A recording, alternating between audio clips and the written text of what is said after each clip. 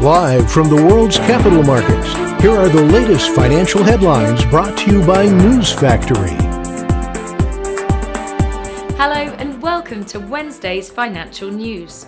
Stay with us for more market headlines.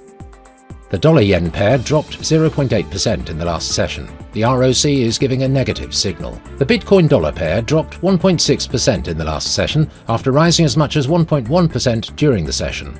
According to the stochastic RSI, we are in an oversold market. The gold-dollar pair corrected downwards in the last session, falling 0.1%.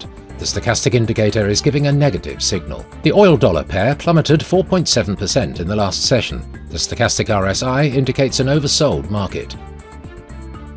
Coming up, the choices from our chief analyst for today.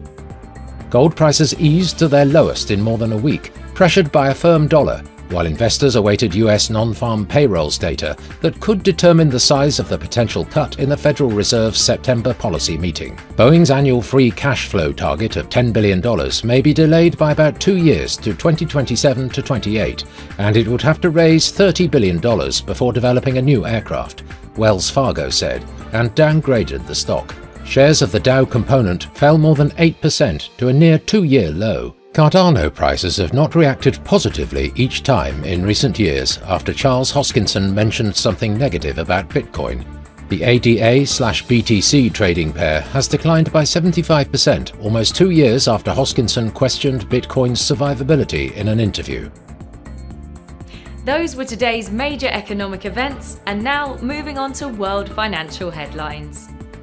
The Austrian gross domestic product will be released at 7 GMT, Japan's labour cash earnings at 23:30 GMT, Australia's gross domestic product at 1:30 GMT. The US factory orders will be released at 14 GMT, Japan's Jibun Bank Services PMI at 0:30 GMT, the US JOLTS job openings at 14 GMT. We hope that you've enjoyed Wednesday's market outlook.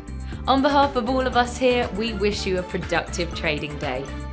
Be sure to join us tomorrow morning for the latest news and events from the financial markets.